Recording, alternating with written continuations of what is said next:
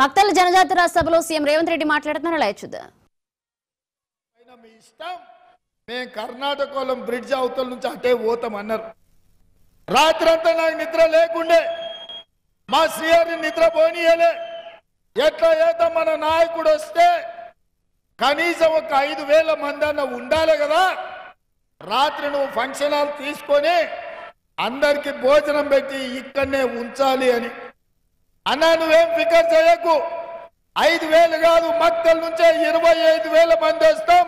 మొత్తం 50,000 మందితో దేశంలో ఏ రాష్ట్రంలో పలకని స్వాగతం తెలంగాణ రాష్ట్రంలో మక్తల్ నియోజకవర్గంలో స్వాగతం పలుకుదామని శ్రీహరి చెప్పిండు. ఇచ్చిన మాట ప్రకారం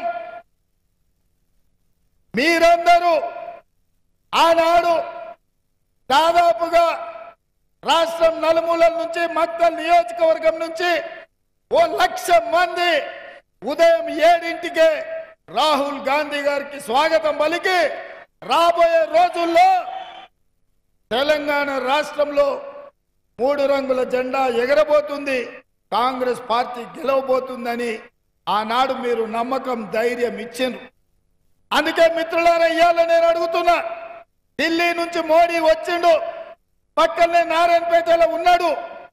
మోడీ మన మీద దండయాత్ర చేసి ఉండొచ్చు, కానీ మన ఇంటి వాళ్ళే, మన ఇంటి దొంగలే ఇవాళ పొట్లో కత్తి పెట్టుకొని తిరుగుతూ 70 ఏళ్ల తర్వాత మన పాలమూరు బిడ్డకు అవకాశం వస్తే జెండాలకు ఎజెండాలకు అతీతంగా, రాజకీయాలకు అతీతంగా ఈ జిల్లాను అభివృద్ధి చేసుకోవడానికి ఏకం కావాల్సిన సందర్భంలో ఎట్లయినా పడగొట్టాలి, కాంగ్రెస్ ను ఓడగొట్టాలి అని డీకే అర్ణమ్మ ఢిల్లీ సుల్తాన్ల పంచన చేరింది.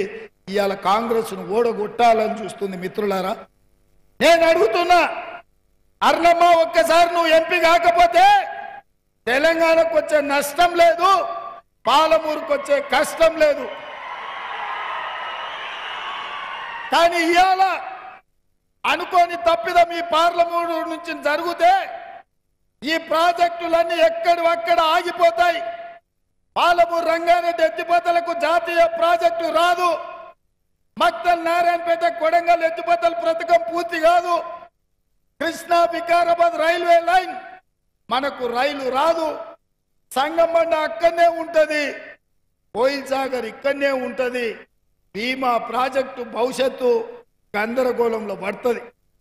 అందుకే ఇవాళ మీకందరికి విజ్ఞప్తి చేస్తున్నా, ఇవాళ జాతీయ స్థాయిలో మా మాదిగ సోదరుల యొక్క ఏబిసిడి వర్గీకరణ సమస్య ఉన్నది. సుప్రీం కోర్టులో, పార్లమెంటులో పరిష్కరించాల్సిన అవసరం ఉన్నది.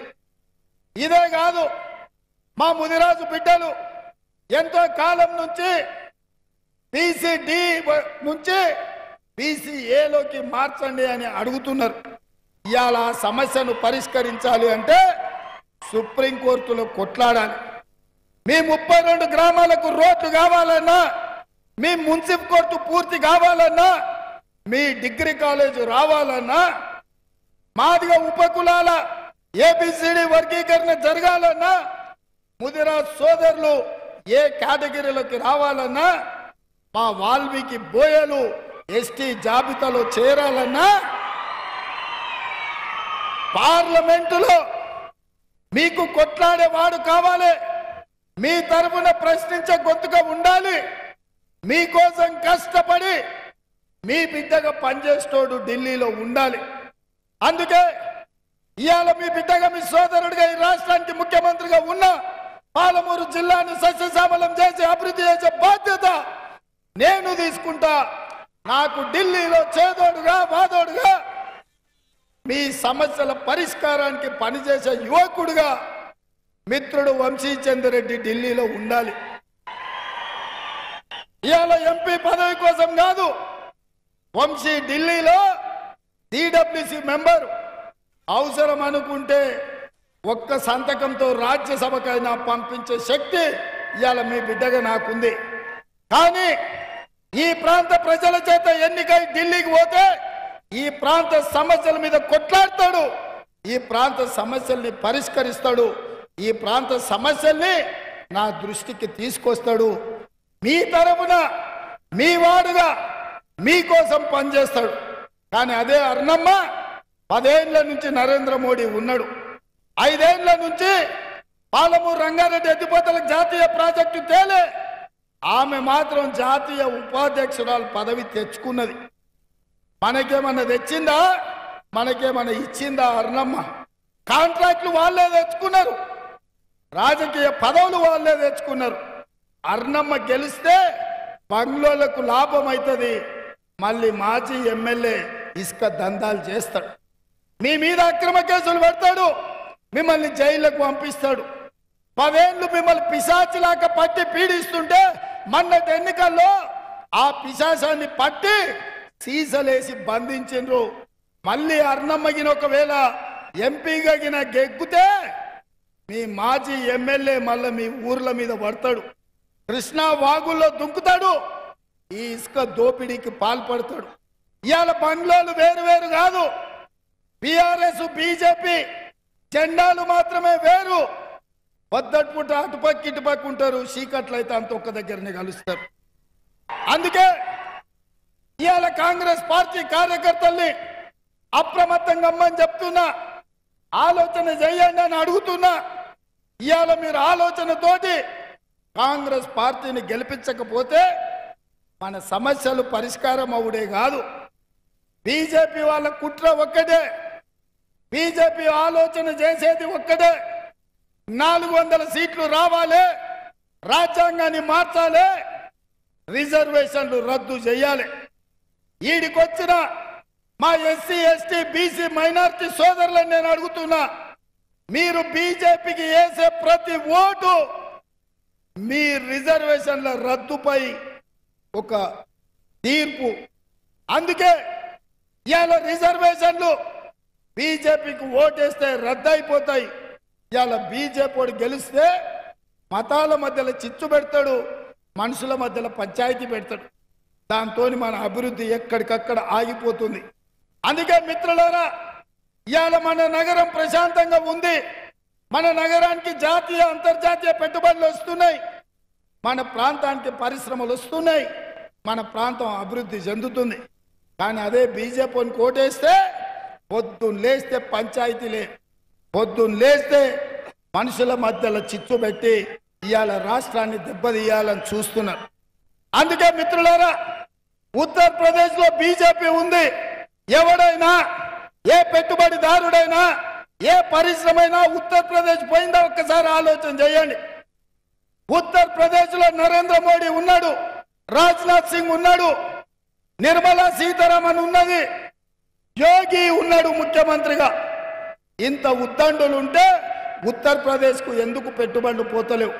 ఎందుకయ్యా అంటే నిత్యం ఉత్తరప్రదేశ్లో బీజేపీలు పెట్టే పంచాయతీలు, అక్కడ వాళ్ళు చిమ్మే విషం ఆ రాష్ట్రం సర్వనాశనమైంది. ఢిల్లీ పార్లమెంటు నుంచి నోయిడా 30 నిమిషాలలో పోవచ్చు, అక్కడ అన్నీ ఉన్నాయి. కానీ ప్రభుత్వం బీజేపీ వాళ్ళ చిత్తశుద్ధి మతం పంచాయతీలు పెడుతున్నారు కాబట్టి ఒక్క రూపాయి పోలే. కానీ అదే గుర్గాంలో లక్షల వేల కోట్ల రూపాయల పెట్టుబడులు వచ్చినాయి. ఇవాళ తెలంగాణ రాష్ట్రానికి కూడా ఒక మంచి అవకాశం వచ్చింది.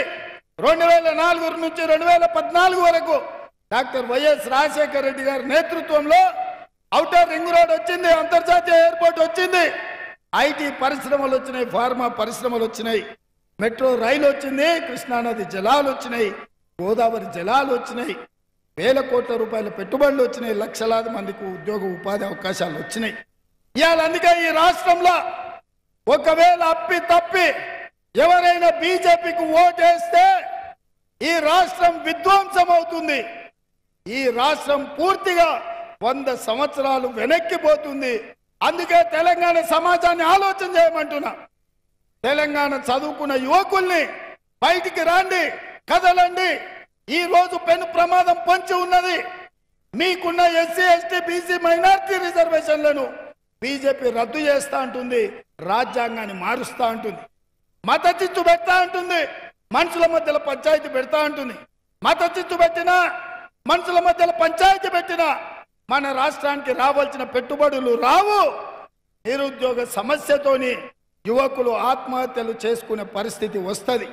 అందుకే మిత్రులారా, మీకందరికి విజ్ఞప్తి చేస్తున్నా, ఈనాడు అర్ణమ్మ తెలిసినామనే ఉండొచ్చు, అర్ణమ్మ నాయకురాలే అయ్యుండొచ్చు. నేను అడుగుతున్న మా కార్యకర్తల్ని, అర్ణమ్మని జడ్పీటీసీ చేసింది మన కాంగ్రెస్ కార్యకర్తలు కాదా? కాదావునా? మనమే కదా జడ్పీటీసీ చేసింది, ఎమ్మెల్యేని చేసింది మనమే కదా, మంత్రిని చేసింది మనమే కదా. కాంగ్రెస్ ఆమెకు అన్నిచ్చింది, ఆమె మాత్రం ఇవాళ కాంగ్రెస్ను చంపుతా అని బయలుదేరింది, రేవంత్ రెడ్డిని ఓడగొడతా అంటుంది. ఏం పంచాయతమ్మా ఆమెతో నాకు? రేవంత్ రెడ్డి పగబట్టిండు నా మీద అంటుంది. నేనెందుకు పగబట్టినమ్మా? అన్నిచ్చిన కాంగ్రెస్ను ఓడగొట్టాలని నువ్వు పగబట్టినవు. పామోలే నువ్వు కాటేయాలని చూస్తున్నావు మా కాంగ్రెస్ కార్యకర్తల్ని. ఎన్ఎస్యూ అధ్యక్షుడిగా, యూత్ కాంగ్రెస్ అధ్యక్షుడిగా, ఎమ్మెల్యేగా, సిడబ్ల్యూసి మెంబర్గా, జాతీయ కార్యదర్శిగా వంశీచంద్ర రెడ్డి 3 రంగుల జెండా మోసి యుక్త వయసును మొత్తాన్ని పార్టీకి దారపోసి పనిచేసిండు. ఇవాళ యువకుని వంశీచంద్ర రెడ్డిని గెలిపించాల్సిన బాధ్యత నాది కాదా? పిసిసి అధ్యక్షుడిగా, ఈ రాష్ట్ర ముఖ్యమంత్రిగా ఒక కాంగ్రెస్ పార్టీ కార్యకర్తను ఇవాళ పార్లమెంటుకు పంపిస్తే కాంగ్రెస్ గౌరవం పెరుగుతుంది కదా. ఇదే కదా నా తాపత్రయము. బంగ్లా రాజకీయాలను, బంగ్లా చీకటి ఒప్పందాలను ఛేదించాలని ఇవాళ నేను ప్రయత్నం చేస్తున్నా. అందుకే మిత్రులారా, ఇవాళ వేలాదిగా తరలి వచ్చిన మా మక్తల్ నియోజకవర్గ ప్రజల నా విజ్ఞప్తి ఒక్కటే, మీ ముదిరాజులని ఏ గ్రూపులో చేర్చాలన్నా, మాదిగల వర్గీకరణ జరగాలన్నా, మీ మున్సిపల్ కోర్టు రావాలన్నా, మీ డిగ్రీ కాలేజ్ పూర్తి కావాలన్నా, మీ 32 గ్రామాలకు రోడ్లు రావాలన్నా, పాలమూరు రంగారెడ్డి ఎత్తిపోతల పూర్తి కావాలన్నా, మక్తల్ నారాయణపేట కొడంగల్ ప్రాజెక్టు పూర్తి చెయ్యాలన్నా, సంగంబండ ప్రాజెక్టు లాంటివి పూర్తి చెయ్యాలి అని అంటే వంశీచంద్ర రెడ్డిని గెలిపించాలి. వంశీచంద్ర రెడ్డి గెలిచినప్పుడే మీ బిడ్డగా ఈ మహబూబ్నగర్లో, నాగర్ కర్నూలు మహబూబ్నగర్ గెలవకపోతే ఏమంటారా? రేవంత్ రెడ్డి సొంత ఊర్లోనే గెలవలే. పెద్దలు ఏమన్నారు? ఇంట్లో గెలిచి రచ్చ గెలవాలన్నారు. నేనేమడుగుతున్నా సోదరులారా మిమ్మల్ని, 70 ఏళ్ళు ఎవడెవడికో వేసినాం. వలస వచ్చిన కేసీఆర్ కేసినాము, బీజేపీ వాళ్ళకి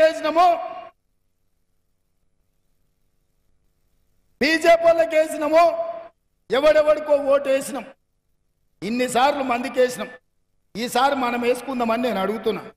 మన ఓటు మనం వేసుకుందాం, మన ఆత్మగౌరవాన్ని మనం నిలబెట్టుకుందాం, మన పాలమూరును మనం గెలిపించుకుందాం, మన పాలమూరును మనం అభివృద్ధి చేసుకుందాం. నేను వేరు మీరు వేరు కాదు, నేనే మీరు మీరే నేను, మీలో ఒకరిని, మీ బిడ్డను జడ్పీటీసీగా ఈ మొక్క నాటే 17 ఏళ్లలో ఈ రాష్ట్రానికి ముఖ్యమంత్రి అయినా. ఆనాడు జడ్పీటీసీగా గెలిపించింది మీరే, ఎమ్మెల్సీ గెలిపించింది మీరే, 3 సార్లు ఎమ్మెల్యేగా గెలిపించింది మీరే, ఈనాడు ముఖ్యమంత్రిని చేసింది మీరే. అందుకే ఇవాళ కూడా ఢిల్లీ నుంచి భుజం మీద గొడ్డలు పెట్టుకొని మీరు పెంచిన వృక్షాన్ని నరకాలని ఇవాళ ఢిల్లీ నుంచి నారాయణపేటకు వచ్చిండ్రు. నేను అడుగుతున్నా, వాళ్ళు ఆ నుంచి వచ్చి నరకాలనుకుంటే మీరు ఊరుకుంటారా మిత్రులారా? ఊరుకుంటారా? మన కళ్ళ ముందల, మన ఇంటి ముందల పెంచుకున్న మన వృక్షాన్ని, మనకు నీడనిచ్చే వృక్షాన్ని దారిన పోయేటోడు దాన ఎవడో పునాదులకు నరుకుతా అంటే మనం ఊరుకుంటామా? ఊరుకోడు ఉంటాడు, చీడ పురుగు ఊరిని ఖరాబ్ చేసేటోడు ఉంటాడు. అట్లనే అర్ణమ్మ కూడా ఈ జిల్లాలో, పాలమూరు జిల్లా ఒక తులసి వనం అయితే గంజాయి మొక్కలాక అర్ణమ్మలు ఎప్పుడు ఉంటారు. గంజాయి మొక్కల్ని ఏరేయాలి తప్ప మన జిల్లాను పాడు చేసుకోవద్దు. అందుకే మిత్రులారా, మీ అందరికీ నా విజ్ఞప్తి ఒకటే, ఈ ఎన్నికలు అయితేనే సర్పంచ్, ఎంపీటీసీ, జడ్పీటీసీ మండల ఎన్నికలు ఉన్నాయి. ఇవాళ బూతుల వారిగా కష్టపడే కార్యకర్తల్ని గుర్తుపెట్టుకొని వాళ్ళకు వార్డు మెంబర్లుగా, సర్పంచులుగా, ఎంపీటీసీలుగా, జడ్పీటీసీలుగా మీకు అవకాశాలు ఇచ్చి మిమ్మల్ని గెలిపించి ఎవరెవరైతే ఇవాళ బూతుల్లో మెజార్టీ తెస్తారో వాళ్లకు రేపు స్థానిక సంస్థలలో అవకాశం ఇచ్చే విధంగా శ్రీహరికి రోజు నేను ఆదేశాలు ఇస్తున్నా. కష్టపడ్డోళ్ళకే బూతుల మెజార్టీ తెచ్చిన వాళ్ళకే కాంగ్రెస్ పార్టీ జెండా మోసిన వాళ్ళకే అవకాశం ఉంటుంది. తెల్లంగిలు దొరుకుని నా చుట్టూతో తిరిగితే ఓట్లు లేకపోతే ఏమీ ఉండదు. నేను ఒక్కటే మాట చెప్పదలుచుకున్నా, నేను నాయకులకు నాయకుని కాదు, నేను కార్యకర్తను. పార్టీ జెండా మోసినోళ్ళే నాకు చుట్టాలు, నాకు బంధువులు. నా బలగం మీరే, నా బంధువులు మీరే, నా గెలుపు మీరే, నా పార్టీ మీరే, నా ముఖ్యమంత్రి కుర్చీ మీరే. మీకోసం, ఈ జిల్లా అభివృద్ధి కోసం ఆఖరి రక్తపు బట్టు వరకు, చివరి శ్వాస వరకు నేను పనిచేస్తా. మిత్రులారా, మనల్ని మనం గెలిపించుకుందాం, మన పార్టీని ముందుకు నడిపించుకుందాం. మీ అందరికీ ఇంత సమయం ఉండి, ఇంత ఓపిక ఎండ ఉన్నా, అక్కడి నుంచి మోడీ వచ్చిండని పిలిచిన నారాయణపేట దిక్కు కన్ను కూడా చూడకుండా వేలాదిగా ఇక్కడికి వచ్చినందుకు మిమ్మల్ని అందరినీ మనస్ఫూర్తిగా ధన్యవాదాలు తెలియజేస్తున్నా. మా మీడియా మిత్రులకు చెప్తున్నా, మోడీ గారు సభ తీయండి, మా వీడియో తీయండి, చూపించండి. తెలంగాణ సమాజానికి, ఈ దేశానికి చూపించండి మా మక్తల్ బిడ్డల పౌరుషం. మాట అంటే మాట, మాట ఇస్తే తల తెగి కింద పడిన మాట నిలబెట్టుకునే మా మక్తల్ పౌరుషాన్ని ఈ దేశానికి చూపించండి. కాంగ్రెస్ పార్టీని గెలిపించండి. వంశీచంద్ర రెడ్డికి 1,00,000 మెజారిటీ ఇవ్వాలి. సిద్ధమేనా? సిద్ధమేనా? సిద్ధమేనా? సిద్ధమేనా? సిద్ధమేనా? సిద్ధమేనా? సిద్ధమన్న వాళ్ళందరూ చేయి పైకెత్తాలి. జై కాంగ్రెస్, జై కాంగ్రెస్. నేను 1,00,000 అంటే మీరు పక్కా అనాలి. ఓకేనా? Ready ready ready. 1,00,000 1,00,000 1,00,000 1,00,000 1,00,000 1,00,000 1,00,000 1,00,000 1,00,000 1,00,000 1,00,000. జై కాంగ్రెస్, జై